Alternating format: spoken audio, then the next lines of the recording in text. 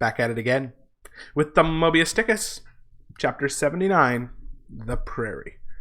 Okay, so this is an interesting chapter where we have a discussion of both physiognomy and phrenology of the whale. Now, phrenology is the study of skulls. It's a pseudoscience that was very popular in the 18th and 19th centuries before we kind of modernized our science and said, hey, maybe studying skulls doesn't tell you everything about a person. Physiognomy is also a pseudoscience of trying to tell traits about a person from the shape of their face. It doesn't make any sense, but hey, it is a vestigial pseudoscientific structure from the past. So ultimately, Melville says, well, noses are important to physiognomy, but of course the sperm whale doesn't have a nose. And then he says, well, of course, the most interesting thing about the sperm whale physiognomically is the full frontal view of its head. He says the aspect is sublime. So once again, we have this sperm whale here being turned into an image of knowledge and interpretation. This should not be shocking at this point if you've been paying attention. Let's see what is said in this particular chapter. In thought, a fine human brow is like the east when troubled with the morning. In the repose of the pasture, the curled brow of the bull has a touch of the grand in it. Pushing heavy cannon up mountain defiles, the elephant's brow is majestic. Okay, so what's the common thread here? All three of these examples, right? The bull, the elephant, and the man, their brows, their foreheads are considered something which elevates them. Human or animal, this mystical brow is as that great golden seal affixed by the German emperors to their decrees. It signifies God done this day by my hand. So according to the pseudoscience of physiognomy, if you have a big brow, it represents some kind of deeper intelligence to you. But in most creatures, nay in man himself, very often the brow is but a mere strip of alpine land lying above the snow line. Okay, so most people don't have majestic brows.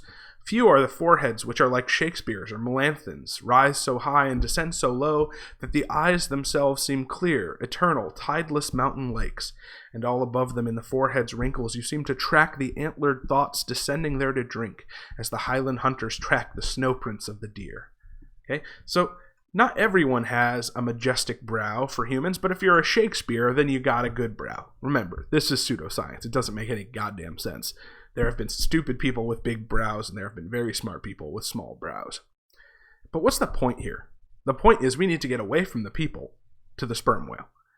But in the great sperm whale, this high and mighty godlike dignity inherent in the brow is so immensely amplified that gazing on it in that full front view, you feel the deity and the dread powers more forcibly than in beholding any other object in living nature.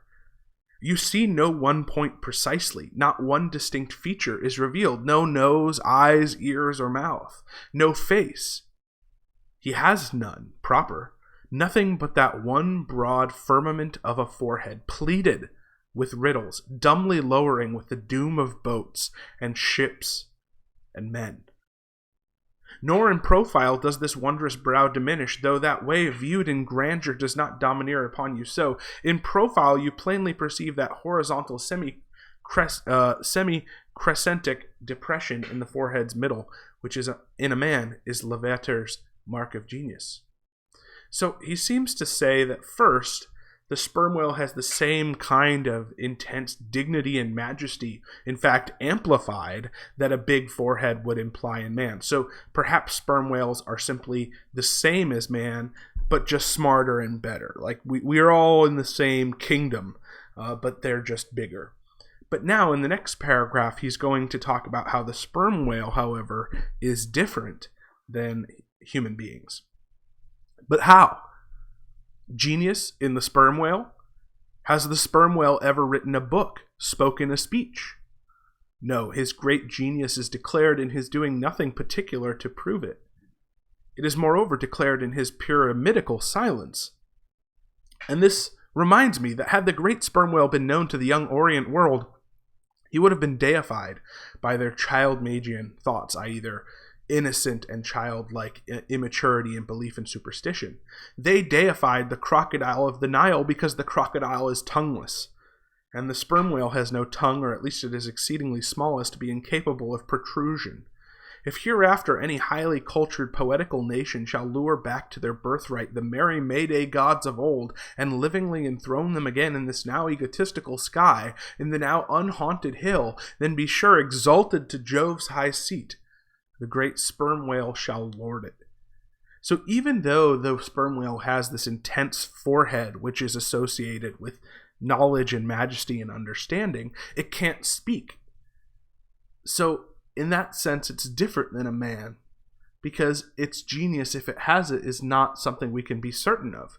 We see the forehead of a human being according to physiognomy in the 19th century, but then we can compare that to their actual speech or production. We can be like, well, Shakespeare has a big forehead and he wrote some good books, therefore correlation.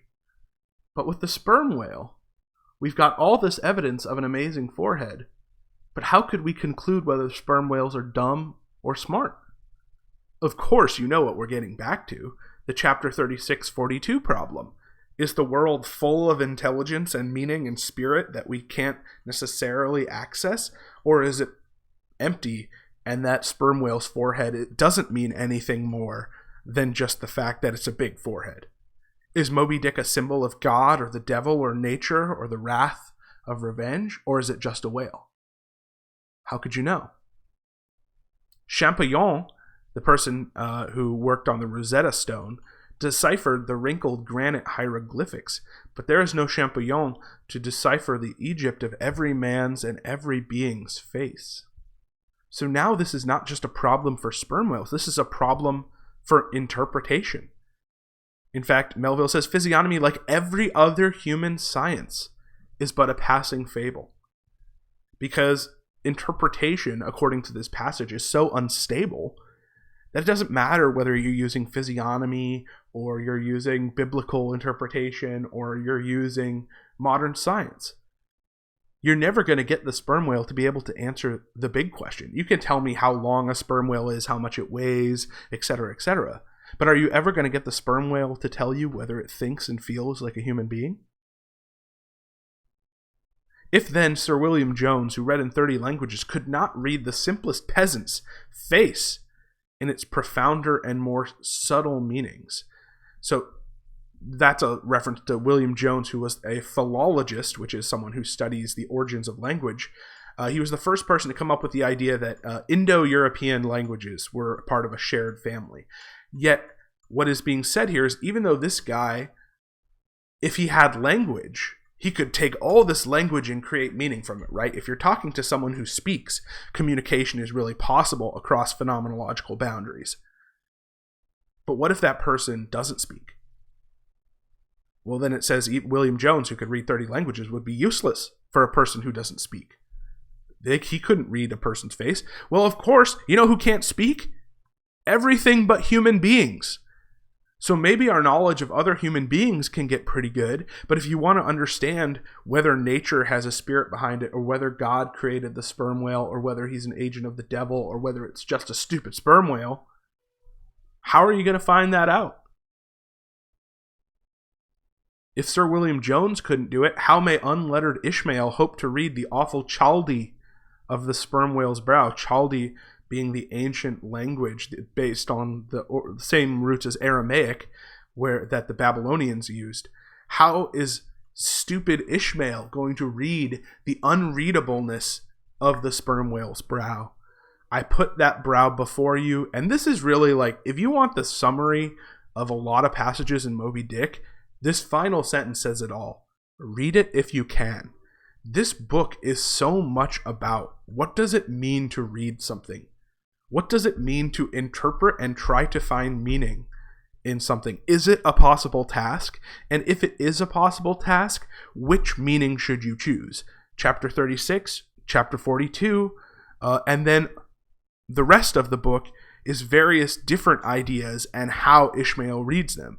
In some passages that we've already read, he will criticize idealism, like in chapter 35 and chapter 78.